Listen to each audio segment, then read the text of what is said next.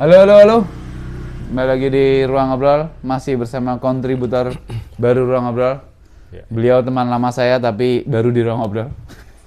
Temennya Daris juga, udah lama gitu. Kenal dari. Nah, ternyata Cas ini tuh penikmat dan bisa dibilang kolektor Death Note ya? Iya, beberapa Kolektor Death Note.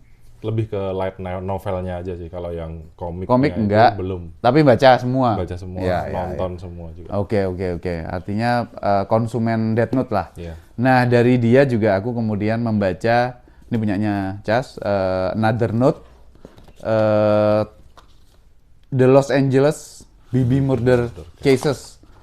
Ini sengaja terlepas pas membaca biar nggak kotor sih sebenarnya.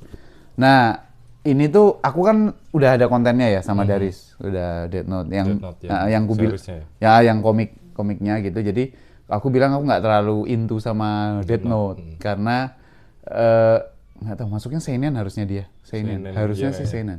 Seinen ya Gi? Apa Nas? Sonen. Sonen. Oh, Sonen. Oh, majalahnya Sonen ya. Ya, Sonen. Oke, cuman rasanya tuh aku tuh karena penggemar detektif. Jadi pada saat detektif dicampur dengan mistis, Iya. ada riuk yang tiba-tiba Shinigami, segala macam. Shinigami. Nah, yang kemudian nanti meskipun nggak terjelaskan secara gamblang, orang Raja Shinigami aja bodoh kok. Iya. Jadi bisa ditipu. Iya maksudnya, jadi ini apa sih gitu. Jadi aku kurang begitu into sama Death Note. Nah tapi begitu baca ini, aku seneng karena ini fully detektif. Cas sendiri sebelum aku baca udah bilang bahwa ini tuh benar-benar murni detektif dan memang setting waktunya cukup jauh dari ya beberapa tahun lagi. Sebelum Sebelum. ya, sekitar 2 atau 3 tahun lupa. Sebelum Sebelum Kira dapat Death Note, Death ya. Note, iya. Jadi Jauh ini murni L udah berkarir sebagai detektif gitu. Nah, jadi aku seneng gitu. Another Note ini jadi gimana Cas? Menurutmu gimana dari sudut pandangmu sebagai penggemar dan penikmat Death Note yang apa kamu mengonsumsi semua lah ibaratnya ya gitu. Sampai dia beli ini nih. Nah. Nih, oke. Nek sebagai penikmat Death Note, Another Note tuh ngasih apa ya gambaran baru karena beberapa anak-anak dari Wemi House yang kita kenal di seriesnya Death Note itu kan cuman L, N sama M, Melo sama Nir kan. Tapi di Another Note itu kita bisa tahu ternyata ada banyak anak yang dari awal tuh diciptakan sebagai suksesornya L, terutama si karakter utama yang ada di sini. Sebut aja B kan, B sama si A itu kan dijelasin lah di sini Wami House itu apa, terus sampai ternyata tuh ada dari A sampai Z tuh ada semua gitu. Memang itu rumah pabrik ya? Ya. Rumah pabrikan lah ibaratnya kayak gitu. Nah, produk yang paling berhasil memang L. Dan kebetulan habis itu kan nyari siapa sih suksesornya yang kalau terjadi apa-apa sama L tuh biar ada yang gantiin karena ibaratnya Batman ya L itu kan nggak pernah ada orang yang tahu siapa dia. Jadi kalau misalnya si Araka originalnya mati tuh bisa digantiin gitu loh. Pada kenyataannya Batman Dick Grayson Nightwing juga pernah pakai Batman, mentalnya Batman, Azazel juga pernah pakai gitu. Jadi gitulah. ya betul. Nah, ini kan light novel teman-teman. Jadi bacanya juga aku juga cepat gitu dan secara teknis penulisan mohon maaf Clover dan editor Clover ini Gramedia Group kan? Iya kayaknya. Gitu. Jadi banyak sekali secara teknis tuh banyak sekali editorial yang kudu dibenahi sebenarnya.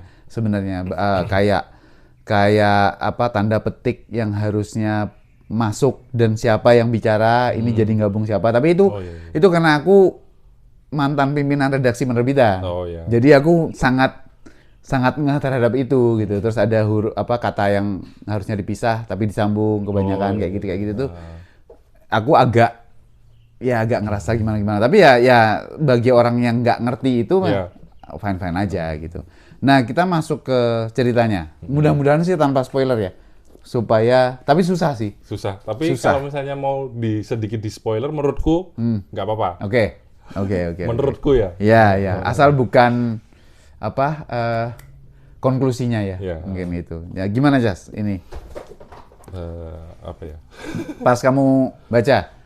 Sebenarnya aku baca ini tuh kalau baca di buku ini ya, ini tuh kan belum lama. Tapi dari sejak awal aku konsumsi Death Note dari 2013-2014, aku udah tahu kalau ini tuh ada. Tapi waktu itu kan belum tahu kalau bakal dicetak di Indonesia. Jadi aku masih baca yang bajakan atau apa, ngelihat di Wikipedia. Jadi aku udah secara keseluruhan aku udah tahu isi. Terpapar. Iya, udah tahu isinya ini tuh. Bakal apa, siapa aja, terus bakal ngapain aja. Tapi kemarin pas baca kan, aku nggak terlalu suka baca sebenarnya, lebih suka yang ada visualnya. Betul. Tapi pas baca ini tuh, ya menurutku ringan lah, gampang dicerna. Terus story-nya juga, ya kayak yang aku bilang tadi, banyak yang info yang sebenarnya nggak ada di animenya, ada di sini semua. Jadi aku suka. Jadi ada suplemen lah ya, tambahan kayak gitu. Nah, aku juga dikasih tahu Cas bahwa di awal-awal ya sebelum baca ini pas aku minjem ini Los Angeles BB Murder Case ini juga pernah diucapkan sama siapa? Si L sendiri yang bilang. L sama Naomi Misora pas pertama kali di anime si Misora muncul itu dia juga pernah bilang kalau aku kenal sama L karena sebelumnya tahun-tahun sebelumnya 2002 kalau nggak salah. Kalau nggak salah ini 2002. Pokoknya si Misora bilang kalau aku pernah bekerja sama sebagai kaki dan tangannya L gitu sih. Oke. Pas pertama kali muncul Misora. Iya benar. 2002. Sekedar informasi aja kalau beberapa ada yang lupa Misora itu siapa. Misora itu adalah tunangannya Raye Penbers. Yang Raye Penbers itu adalah agen FBI yang dibunuh sama si Kira di dalam kereta. Nah, Naomi Misora itu kan tunangannya yang muncul di anime cewek yang di manga juga ada. Di manga juga ada. Itu juga sebenarnya dia mau ketemu sama L tapi sialnya malah ketemu sama Kira dulu kan. Kiranya tadinya nggak tahu kalau namanya dia siapa. Dia nulis Misora, tapi kan kok nggak mati. Dia sempat ngomong tapi palsu lah. Palsu. Nah, terus palsu.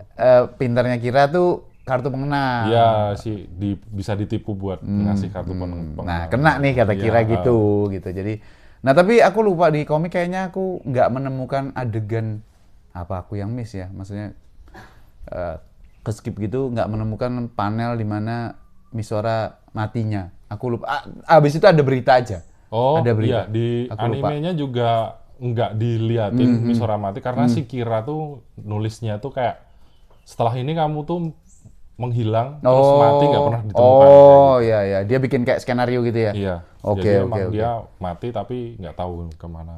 Nah, di anime atau di manga itu Naomi itu cukup banyak muncul nggak? Nggak terlalu kan? 1 atau 2 kejadian gitu ya. Oke. Bener-bener cuman dia ada muncul, terus ke kantor polisi mau ketemu sama L sama orang-orang yang terlibat kasusnya Kira, nah malah ketemu sama Kiranya. Oke. Nah itu menarik. Maksudku ini kan kreatornya, penulisnya tuh Nishio Isin ini juga bilang bahwa ini tuh memang kanon ya sebenarnya, harusnya kanon karena ini emang kejadian sebelum kita bertemu dengan cerita di kontinuitasnya Death Note gitu. Tapi maksudku bagaimana Nishio Isin itu menemukan kecermatan bahwa ada karakter yang bisa pakai nih untuk menjalanin sebuah cerita gitu. Nah, si Bibi sendiri Beyond Birthday di komik atau anime tuh nggak pernah ada, cuman ngomong terucap aja. Nggak pernah ada. Nggak pernah ya? Seingatku bahkan terucap pun enggak. Cuman Misora pun pas bilang kan cuman pernah bekerja sama dengan L di kasus pembunuhan Los Angeles, cuma gitu aja. Enggak bener-bener omongin kalau ada ini. Jadi pembaca pun mungkin, maksudnya pembaca mangganya pun atau penonton animenya bisa kelewat juga ya? Iya, bisa kelewat. Sangat bisa kelewat gitu. Nah, menurutku sih bagusnya itu. Sebenarnya kan jadi sangat celahnya atau niche-nya jadi sangat kecil sekali untuk orang tertarik ini kan gitu. Karena ini cuma kasus sempilan yang nggak ada artinya sama sekali kalau di keseluruhan volumenya Death Note gitu. Tapi akhirnya jadinya menurutku sih oke gitu. Nah, itu Itu secara karakter kita ada di situ. Tentu saja karakter utamanya ada 2, yaitu Miss Sora tadi sama di sini tuh ada yang namanya Ryuzaki. Rue Ryuzaki. Nah, mungkin teman-teman yang baca atau nonton Death Note juga mungkin udah terngiang-ngiang Ryuzaki, jangan-jangan. Nah, itu menurutku menariknya nanti akan di situ. Pengungkapannya tuh seperti apa akan di sana. Tapi aku tadi ngobrol sebelum kita take aku ngobrol sama Cas, ada 2 hal yang yang janggal buatku ya, karena aku membaca novel, terutama novelnya Neil Gaiman sama Dan Brown, yang juga Dan Brown itu kan sangat detail dari Da Vinci Code, dari Angels and Demons sampai aku belum baca Secrets of Secret. Tapi yang paling baru aku belum baca, tapi kan itu dia penulisannya memang terkenal sangat detail juga gitu. Nah, ini novel tuh setauku teman-teman itu di barat itu sudut pandangnya tuh 2. Ini kalau yang bagi yang paham novel Jepang atau light novel Jepang lebih paham gitu, mereka akan nulis di kolom komentar gitu. Jadi mungkin mengoreksi aku gitu. Jadi setauku novel itu cuma ada 2 sudut pandang, yaitu sudut pandang orang pertama sama orang ketiga maha tahu, dalam tanda petik maha tahu gitu. Nah, novel-novel Dan Brown itu kebanyakan orang ketiga maha tahu. Jadi penulis itu sebagai sutradara yang ngasih tahu pembaca bahwa tirai gordennya kamar itu warnanya apa, terbuat dari bahan apa, gitu-gitu tuh si tokoh pakai cangkir apa, dia minum dengan kalau kepanasan dia akan dia melepas kembali cangkirnya karena kepanasan, kayak gitu. Nah, itu orang ketiga maha tahu tuh, gitu. Nah, tentu saja light novel tuh muatan kedalaman atau detail penulisannya juga berbeda karena ya namanya aja light novel gitu. Nah, di sini sudut pandang penulisannya adalah dari Melo karakter. Nah, aku jujur aku tahu wujudnya Melo, tapi di komik aku nggak baca sampai Melo. Melo itu cukup banyak nggak sih keluar? Cukup banyak karena dia itu salah satu yang ngasih petunjuk ke Nier. Ibaratnya Nier itu kayak lebih ke nyatuin puzzle aja. Tapi yang nyari bukti dan lain-lain itu adalah Melo. Jadi tapi mereka temenan? Apa saingan? Sebenarnya saingan karena mereka kan di suksesornya L juga. Jadi mereka tuh ada kayak kompetisi lah ya. Siapa sih yang lebih cocok jadi suksesornya L, tapi agak di belakang-belakang itu akhirnya si Melo itu sadar kalau kayaknya kita nggak bisa kalau sendiri-sendiri. Kalau mau jadi suksesornya L, kita harus jadi satu. Makanya si Melo ngumpulin bukti. Tapi tidak kerja bareng, maksudnya nggak kerja ketemuan gini ya? Enggak, mereka kerja sendiri-sendiri. Tapi kayak yang penting aku nyari inilah. Nanti misalnya aku mati atau apa, nanti Melo bisa ngelanjutin kayak gitu. Dan ternyata memang kayak gitu. Karena di halaman-halaman yang terungkap kira itu siapa, itu Nier yang mengungkapkan dia kan gitu. Tapi ya itu. Matinya pun di depan Nier. Iya Kan. Pada saat itu aku tuh Melo yang mana ya? Karena komiknya agak banyak, maksudnya nanti aja lah nyarinya gitu. Tapi secara sosok aku tahu sosoknya Melo. Nah, di sini yang nulis Melo. Yang bercerita itu Melo. Masalahnya adalah teman-teman, Melo itu tidak ikut dalam kasus ini, tidak ikut penyelidikan, tidak ikut ngapa-ngapain. Mungkin juga tidak bertemu dengan 2 karakter yang menyelidiki kejadian di sini gitu. Jadi bagaimana mungkin dia bisa menceritakan itu sedetail itu. Nah, itu yang agak menurutku agak repot. Nah, bukan agak repot ya, agak janggal. Nah, kejanggalan yang kedua tuh aku nggak bisa bilang karena itu nanti masuknya ini nggak sih, Rue Ryuzaki itu masuknya ke spoiler nggak sih?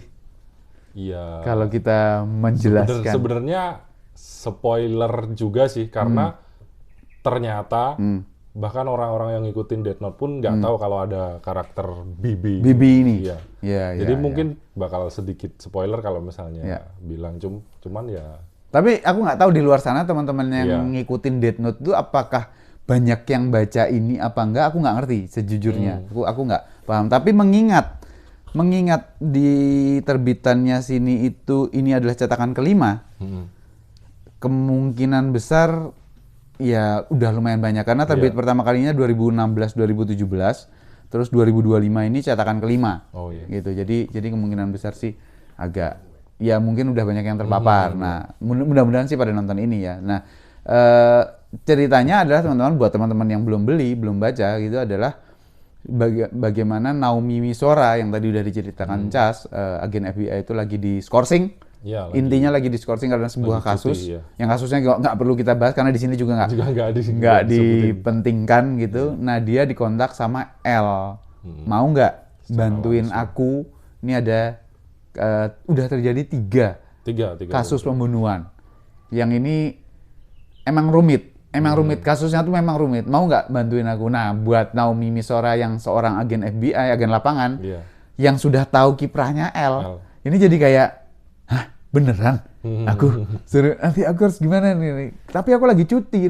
Ya, aku tahu kamu cuti. Makanya justru karena itu aku minta bantuanmu, gitu kan? Si L gitu. Jadi akhirnya mereka teleponan lah di sebuah handphone tahun 2022. L bilang kalau mau ngontak aku, pencet ekstensi 5. Kalau nggak salah, pencet ekstensi 5 itu nanti langsung nyambung ke si L gitu. L sendiri pakai emailnya Ray Penbers untuk ngontak si Naomi Misora gitu. Jadi ini ngapain Ray Penbers ngontak aku? Ternyata L gitu. Akhirnya cerita berjalan di mana Naomi Misora menjadi kaki, tangan, dan matanya si L karena kasusnya di Los Angeles. L sendiri kita nggak tahu di mana pada saat itu. Iya, kita nggak tahu, tapi sedikit ada, ini kalau Whammy House itu ada di Winchester, Inggris. Jadi kemungkinan dia ada di situ. Kemungkinan. Tapi apakah dia sambil ada kasus lain juga, kita nggak pernah tahu gitu. Jadi itu berjalan. Nah, di tengah-tengah perjalanan penyelidikan ini, yang buat Naomi Misora, berat banget nih kayaknya aku sendirian, aku bisa apa sih gitu. Ternyata ada orang lain, detektif lain yang juga bilang ke Naomi Misora bahwa aku di-hire sama klien lain untuk memecahkan misteri ini. Nah, itu yang kemudian menjadi inti dari light novel ini. Isinya itu adalah percakapan semua.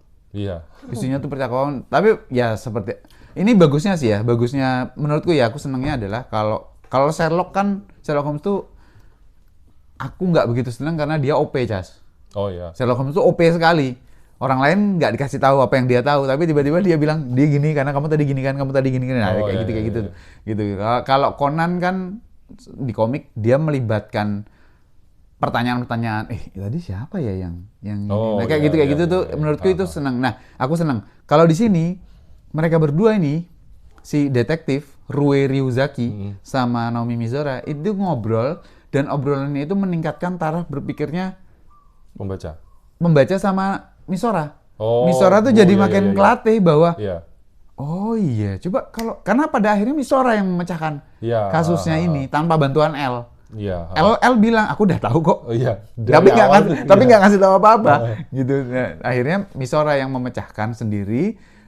Tapi itu juga karena di drilling oleh percakapan dia sama Rue. Dan kerandomannya si Rue Ryuzaki gitu. Jadi asiknya sih itu agak bosenin memang.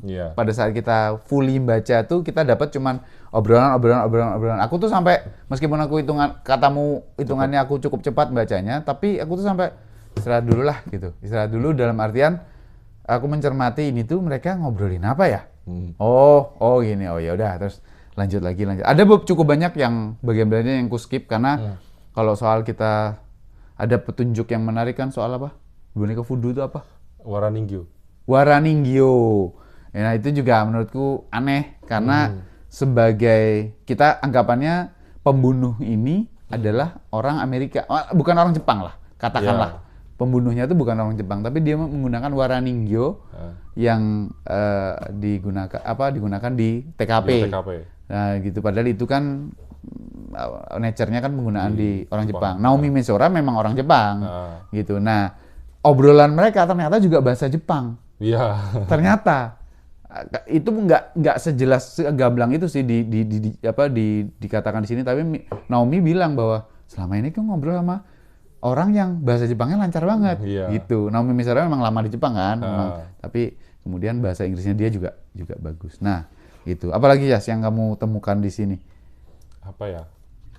Lebih banyak ke trivia sih sebetulnya. Betul. Kalau aku Betul. Betul. Yang nantinya akan apa? Nantinya di masa depan. Itu aku seneng tuh di sini. Itu tuh aku seneng banget. Sama sebenarnya ada alasan juga nggak se-random itu si pembunuh. Iya, si pembunuhnya itu yang benar-benar semuanya itu emang hebat banget ini orang. Apa ya? Dia tuh benar-benar kayak pengen bersaing sama L gitu si pembunuhnya itu kayak. Ini kayak Batman wannabe gitu ya. Maksudnya ada orang ngelihat Batman terus dia pengen jadi Batman. Pengen jadi Batman gitu, pengen ngalahin Batman gitu. Nah, ya mungkin gambarannya kayak Riddler sama Batman sebenarnya. Gimana caranya bikin teka-teki yang Batman nggak bisa mecahin kan sebenarnya gitu. Nah, yang salah satu lagi teman-teman yang bikin aku tertarik untuk baca ini dari omongannya Cas adalah pembunuhnya. Ini boleh di spoiler nggak ya? Tapi maksudku nggak apa-apa sebenarnya nggak apa-apa. Tapi pembunuhnya itu punya mata Shinigami. Iya. Jadi dia bisa ngelihat nama sama sisa lebih tepatnya umur sih. Sisa usia. Jadi dia tahu bahwa orang ini sebenarnya mau mati. Ya udah aku aja yang ngebunuh. Yang ngebunuh. Maksudnya orang ini tuh pasti akan mati gitu. Udahlah aku aja yang bunuh gitu. Jadi dia nggak punya Shinigami, nggak punya Death Note, nggak ada Death Note, belum ada sih. Nggak dibahas juga sih. Shinigami itu belum muncul di eranya ini. Belum. Cuman bahkan si Melo pas nyeritain pun kita juga sebenarnya nggak tahu kenapa dia bisa terlahir dengan mata Shinigami itu nggak, dan itu nggak dijelaskan di sini. Tapi kan itu kan jadi keadaan yang anjir ini susah sih. Meskipun pada akhirnya setelah beberapa tahun setelah ini, tahun 2004 kan pembunuhnya mati nih. Iya. Tahun 2004. Setelah itu L berhadapan sama Kira yang punya Shinigami beneran, punya Death Note yang jauh lebih hebat menurutku ya. Menurutku jauh lebih hebat daripada si pembunuh ini. Nah, cuman pembunuh ini secara otak emang jauh lebih kreatif untuk bikin pembunuhannya. Gitu sih, gitu. Nah, itu jadi menurutku sih novel ini menarik. Pure detektif, bener yang Cas bilang. Aku nggak tahu bagaimana teman-teman yang nggak ngerti Death Note sama sekali itu apakah bisa menikmati ini apa enggak, aku nggak ngerti. Seharusnya sih bisa, cuman bakal lebih ini lagi kalau emang sebelumnya udah ngikutin Death Note. Minimal tahu lah Death Note itu apa, L itu siapa, Kira karena di mention terus. Iya. L sama Kira minimal tahu itu. Kalau Death Note aku yakin semua orang tahu itu apa. Soalnya pernah anime salah satu sebumi itu. Pernah ada di TV, jadi banyak orang yang bakal tahu. Dan bisa lah mengikuti ini. Nah, aku beruntung karena pernah baca Death Note terus kemudian nggak cocok konten sama Daris. Terus baca ini, terus aku ke kurator lagi untuk ngecek lagi. Jadi aku ini kejadiannya ya. Jadi itulah. Oke sih buatku, Cas, itu sih. Mudah-mudahan nggak spoiler ya teman-teman, supaya kalian bisa menikmati membaca light novel ini, Another Note gitu. Jadi bahkan ini judulnya aja LABB itu. Iya.